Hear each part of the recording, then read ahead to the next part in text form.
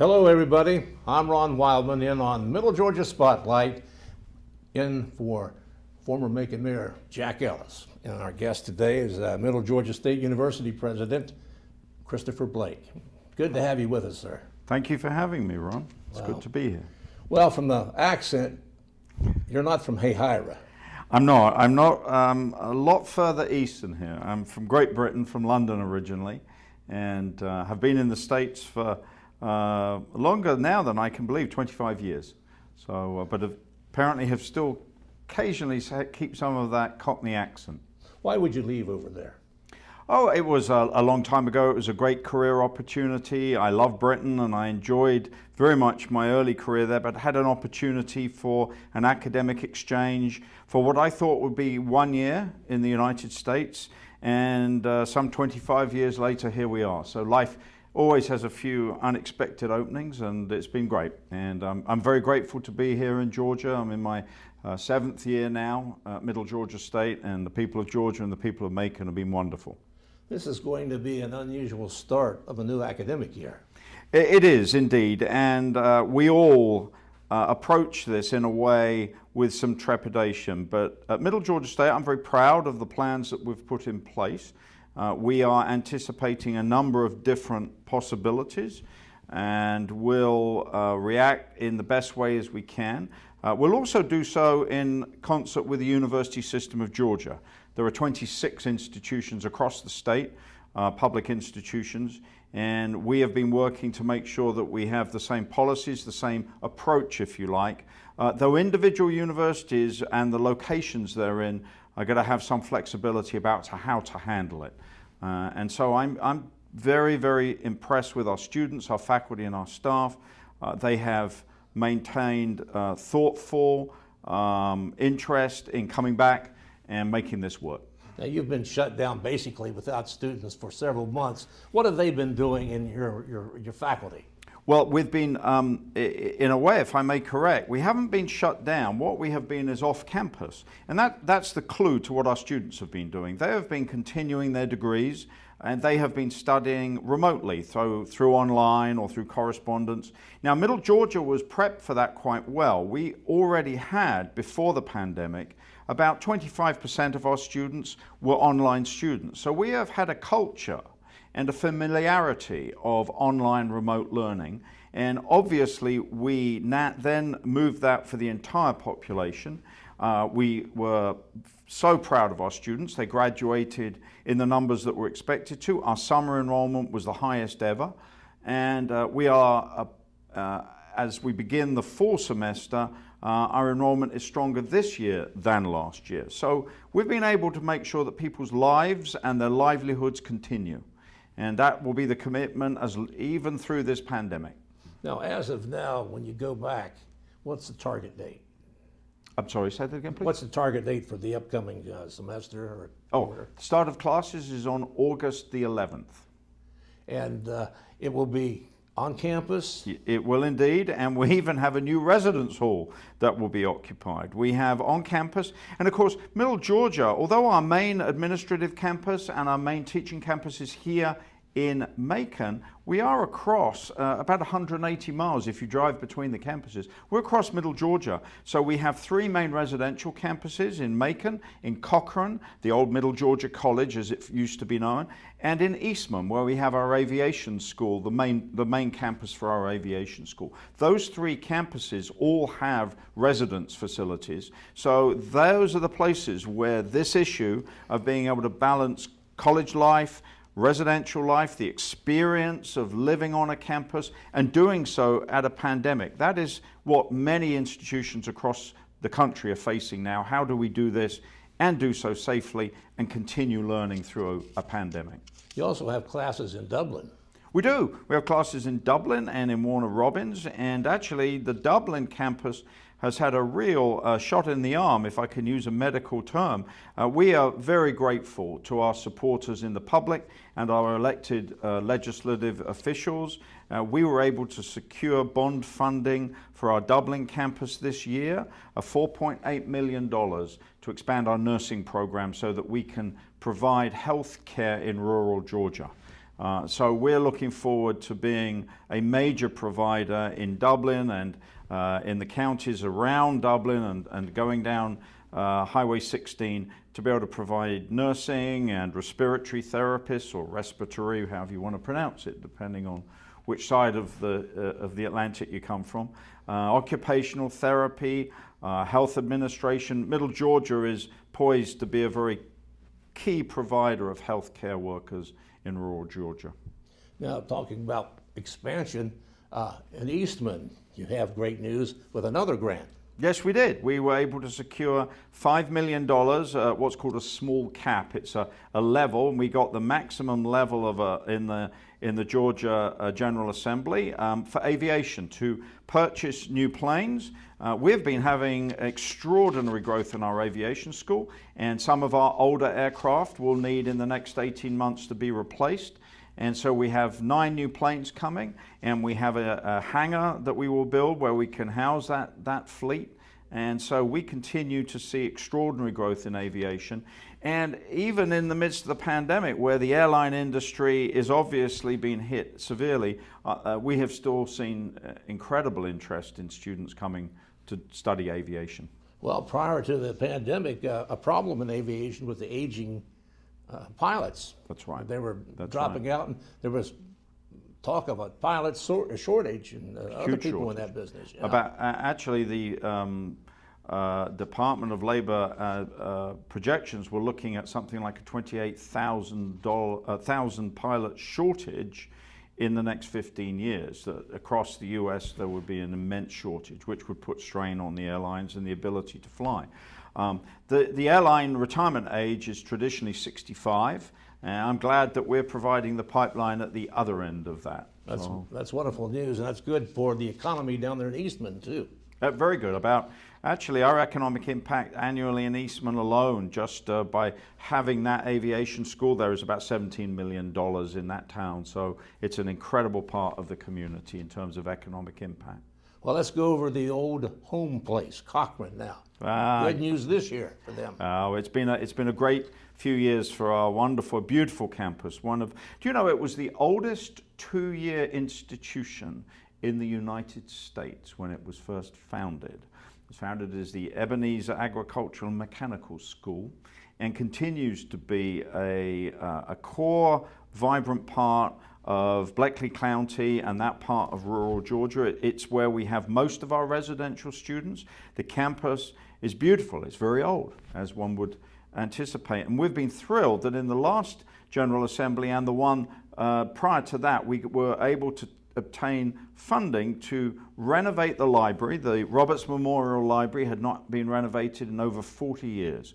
And it now has a stunning new contemporary renovation, and also Dillard Hall, which also supports science and nursing.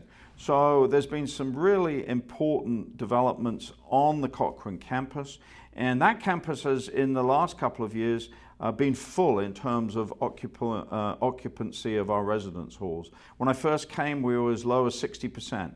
We're now full. And that's because I've got a team that has really understood how to bring students to Middle Georgia State for its value proposition and, candidly, for its price point. We are the least expensive university in the southeast of the United States. And at a time when people are asking the question, is college affordable? We're on the right side of that answer, if you like. Well, with the changes during the pandemic on all levels of education, do you see a future different than what we have right now? Well, I have an amateur interest in history, and in the era of the great pandemic of 1918, I've studied that. And similarly, they said, it will change the world forever. Well, it did in terms of advancing medicine. After the great pandemic of 1918, where they think 50 million people died, actually people went crazy in the roaring 20s. So if history's anything to go by, who knows what the next decade might look like? It might be another roaring 20s all over again. I think, though, as an educator, I'm going to say this. I do feel that we have crossed a sort of bridge. We have now accepted that the students of tomorrow, They want to be flexible. They want to have access. They want to know that they can balance work and study. They want to know that it can be affordable. And that experience of going online is not going to go back in the box. Middle Georgia was already embracing online. I said that earlier. We already believed you can have strong, high quality, highly affordable online degrees. We will continue down more of that. But there were places in America that didn't feel that that was the kind of education that they believed in. I think that will have shifted. I think now we know that, for better or worse, the computer is going to be part of our experience of learning for the next generation of students. One of the late in the game situations, you might say, at Old Macon College and now Middle Georgia State University was on-campus residence. Yeah. How are you taking care of that now? We're very fortunate. We're just opening a 309 bed building with suites of 4, which actually makes it manageable in terms of if you do find that a student is diagnosed with COVID, that we've got plans about how you do that. I won't bore you with the details, but we've looked at the footprint of that. It's called Lakeview Point. It's positioned overlooking what is a beautiful lake that we have on that campus, and it augments across the road our existing facility, which is University Point, which is more like a village concept. So we have both the village idea and the traditional residence hall. It's a beautiful building. We're very grateful that the Board of Regents looked at the data. They looked at how we have been growing in enrollment. They looked at the trends, and they said that we needed and agreed with our plan for a residence facility, and that's what's just come on stream. So nobody would pick the opening of a new building during a pandemic, but heck, we're going to make the best of that. And then when the pandemic's over, we're going to be enjoying yet over 700 students living on the Macon campus. Well, that's what the goal was, to open up. Yeah, this exactly. year, and they've met it. And we have met it. Yes, sir. That's just the latest of constructions on the campus. It's changed tremendously in the years I've been here. Right. When I arrived, I had the privilege of knowing President David Bell, who sadly is no longer with us, but the late President Bell, I think, positioned Macon State College so successfully for where we have been able to now thrive and advance today. He was a friend of mine. I respected very much his vision of what Macon State College could become, and because of all that hard work that he led and the faculty and the staff that followed him in that vision, we're able to be the success story that we are today. And I'm just enjoying the fact that we've got a strong history and I think an even stronger future ahead of us. And the Macon campus is a powerful example. The only thing that still frustrates me, Ron, if I can be candid, is that I still meet people now who say, I haven't been out to that campus for 2 or 3 years and gosh, it's changed. And I'm like, come out more often. We have the finest recreation and wellness center, great walking, beautiful safe space. It's a pleasure to cycle around or walk around, and I hope the public come out there even more. I go out every day. Well, so you're a good friend of ours then. Botanical Gardens, Barnes Gardens. That's right, and another incredible pioneer, Dr. Waddell Barnes. I had the honor of knowing him just a few weeks before he passed away, and he really put that footprint of beauty and environment into the soul of that campus. There is a sense in which I think all of us who work and study there know that we're in a special place that has been cared for, and it changes how you see the world, it changes how you see the environment, and I think that's at the core of what we're doing with students. We're helping them see things differently, and Dr. Barnes gave us a legacy that every day helps us do that. To correct you, people's thought that I'm going out there learning something. Well, I'm not. I'm out there walking and using the trail, the brick walkways. That's right. And you have plenty of benches out there. Senior citizens should just love that out there, that Barnes. Well, I will say this though, having not originally growing up in Georgia, in middle Georgia, I still find these summer temperatures just a little bit hard going at 2 o'clock. They say mad dogs and Englishmen go out in the midday sun. I've learned don't go out in the midday Georgia sun. It's too hot. But in the morning and in the evening, yes, I think it's absolutely perfect place. Falls are spectacular in Georgia. Yes. Speaking of fall, you have any news about the Georgia Bulldogs? Are we going to play football this year? Oh, if I could answer that one with certainty, I would. I would be a professional crystal ball gazer. I think we all want to. That's for sure. We all want to. And for us at Middle Georgia, we don't have what's called varsity football, but we do have college football, and the college football national society. We were actually the national champions 2 years ago, but they have cancelled for this fall. So if that's anything to go by, I'm a little concerned about how we're going to deliver sport. Athletics is something that is, I know, at the heart of the institutions across Georgia and in Macon, and we have a robust athletics program in Cochrane, with some sports also in Macon, and with great athletes. So let's hope that we can make sure we provide something, but do so safely. Before your tenure here at Middle Georgia College in Cochrane, nationally known for The Warriors, baseball, the baseball basketball, Warriors, yes. and they were phenomenal, national champions. Yes, sir. In the junior conference, and I would like to say this to all the alumni of that program: you have inspired us now, because we are still ranked 11th in the NAIA. We're the 11th best national team in baseball. We have an outstanding baseball program. The other sport that is not particularly well known, but actually here at Mercer, I believe we have beaten Mercer, is tennis. Middle Georgia tennis is outstanding. So we've got some really great athletes from around the country and actually around the world. And we're just proud that we can provide student athletic experience as well. It's not known far and wide as much as it ought to be, but you operate an airport in Middle Georgia. We do, and when I arrived, I thought to myself, I know nothing about aviation, and over the last 7 years, I have learned more about aviation than I ever thought I would learn. We're very, very proud. We have 1,100 students currently studying either flight or maintenance or air traffic control or aviation management, and then the main campus is in Eastman, in Dodge County, what used to be called the Heart of Georgia Regional Airport.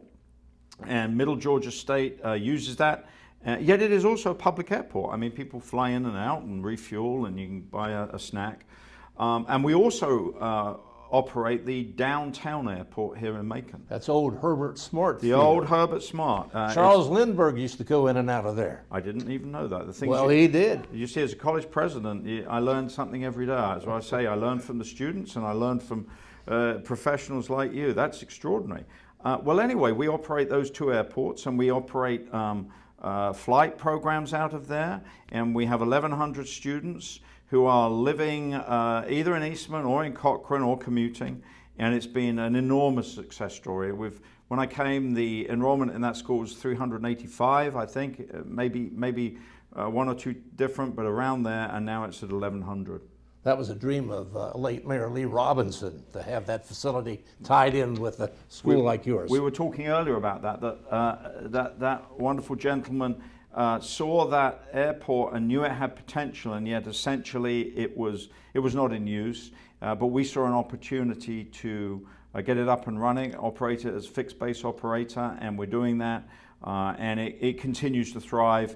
And actually, we received a gift from the Jones Foundation to purchase 2 additional aircraft just for that Macon campus. So the Jones Foundation has helped us invest in Macon, through that airport this year. So we've been very fortunate in the funds we've obtained both from the state and from private philanthropy in making sure that what is, I think, the second or third largest industry in the state of Georgia, Yes, aviation. Yes, I think it's up there just behind agriculture and forestry. We are the key public school player of the workforce pipeline. Well, we've got a big airport up in Atlanta that needs a lot of folks.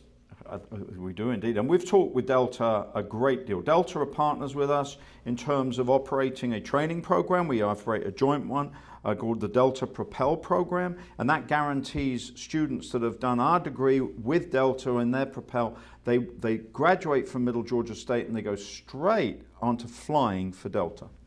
We were talking about the Spanish flu, the pandemic. Charles Lindbergh, we brought up some history. You're a history buff too. Well, a little bit. I'm interested. I do believe in the old saying that those who forget the past are doomed to repeat it. Interestingly, you told me about Charles Lindbergh. I can tell you this. It was only called the Spanish flu, but a bit unfortunate really. It had nothing to do with Spain. It was because the press in Madrid, and you're a press professional, the press in Madrid were the first ever to report on it. And it got labeled the Spanish flu. It got locked in there. They got locked in there, yeah. I don't think that's what they were intending. World War I is your specialty. It's an area of interest to me. I had two grandfathers. I knew one of them barely, but the other one very well. One died when I was 2, and actually died as a result of his combat wounds 40 years earlier. That's the remarkable thing about that war. And then I had a great uncle that didn't come back from the war. He was killed in it. And I think that family history and British interest in the kind of the agony of that war, it somehow seeped into me.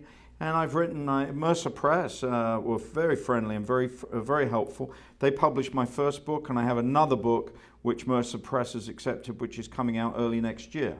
So then I think I'm probably done with the First World War. Two books on it, probably enough. But hey, authors get to, like artists, I'm sure, they get to paint different pictures and not quite know what they're going to do next. Well, in the last 4 years or so, we would go to Coleman Hill. Yes. On November 11th. Yes, we have. I was actually that is a beautiful place. I hope that your viewers here in Middle Georgia will go to Coleman Hill. First of all, you get the best view of Macon. Secondly, at night we've now illuminated that war memorial. There's a very interesting First World War memorial there. And it was neglected, but when I came, I realized that this was something that was unusual. So we renovated it, and Mayor Rickett and Macon City have been tremendous in supporting us, and we run it's Veterans Day, and in Britain it would be called Armistice Day or Remembrance Day. It's November the 11th, and we do a little ceremony out there. And that's based on the 11th hour of the 11th day of the 11th month when the war came to an end, the First World War. How was that memory carried out in England these days? They still remember World War I? Yeah, actually remember all wars on, in Britain, we have our memorial, well, in the States is Memorial Day. We do it as Remembrance Sunday, whichever Sunday is closest to November the 11th. And they have parades, and they lay a wreath at the cenotaph. And it doesn't just remember World War I, it remembers all wars. It's like a Memorial Sunday, and it's called Remembrance Sunday. Let's get back to business now. Okay. What type of student are you looking for to enroll out there? I'm looking for any student of any age that believes that he or she can make a positive difference, and we will make that happen for them. We have students from all different backgrounds, all different ages, all different classes, all different ethnicities. We are priced at a way that we are an access institution. So you don't have to be of a certain socioeconomic category to be able to get in. We have generous funders to give scholarships, and we have a breadth of programs, all of which are destined to help the graduate develop a career, not just a job, but a career. So let's just take a program in the last 18 months that is thriving. We have a program in contemporary musicianship. That is a music degree, but it's not just a classical degree or performance. It's about what are the careers in music, and how can this degree help you on that lifetime pathway. So we are interested in students who want to make a difference. We say that we believe that greatness is the theme of the university, but greatness isn't just wealth, and greatness isn't fame. Greatness is being a contributor, being a frontline healthcare worker at the moment. We have one of the largest nursing programs at the moment. We have a respiratory therapy program, so we have graduates who are working on the front lines against COVID. That's greatness, and our phrase we say is find your greatness, and we've got the programs to help them do that. And we're building towards the future with that Peyton Anderson Enrollment Center. I'm glad you brought that up. Anyone that has driven down 475 and gone past our campus or has driven up Eisenhower Parkway will see that there has been massive changes on that corner, and the trees have been taken away and you can see what's going on there. What's about to be built over the next year is the Peyton Anderson Enrollment Center, which is for the university, not just for the Macon campus, but for the whole university, is a welcoming, friendly, customer serviced focal point where anybody can find out about how can this university be important for my life and what I can do for the rest of the communities in which I thrive. And so we're very grateful for the grant we got from the Peyton Anderson Foundation, one of the largest gifts in our history. And we've been able to get that plan put in place, and we're building over the next year. Can you imagine the number of cars that go by there, the interest it's going to create towards the school? I learned from our wonderful head of facilities, Mr. David Sims, that on 475, going past Middle Georgia State University, 22 million cars a year. 22 million cars a year. That's a lot. That's a lot of free advertising if we put our billboard up there, isn't it? We might be getting students from Ohio and Wisconsin and Michigan. Yeah. Well, we certainly do it. I tell you, a couple of programs we're about to launch our first doctoral. We've been approved for a doctorate in information technology. We haven't mentioned information technology, but we have an amazing school of computing. And we have our first Doctor of Science in Information Technology, and that has recruited around the nation and has got interest from outside, from abroad. So Middle Georgia is both the access institution for the people here and a gateway globally now. The quality of the student. I would say that our student body demonstrates what I believe is that you are never pre-programmed as to what you can achieve. You can find and be taught things that you didn't think you were possible of. So I look at the extraordinary graduates we have, the alumni, the leadership they demonstrate in hospitals, in businesses, in banks and finance. I look at what they're doing in the school systems. I look at the social work leadership in Atlanta, the judges that we have that were once at Macon State. Or the former Middle Georgia College and now Middle Georgia State, those leaders are connected to the life of this university over generations. So I always say, I'm more interested in what we produce at the end than what we measure at the beginning. And it's the end that is when they go out into the world that the proof of the value and the quality can be demonstrated. Just a few seconds left, but your economic impact is immense. It's extraordinary. It's about $250 million a year in the counties where our campuses are based.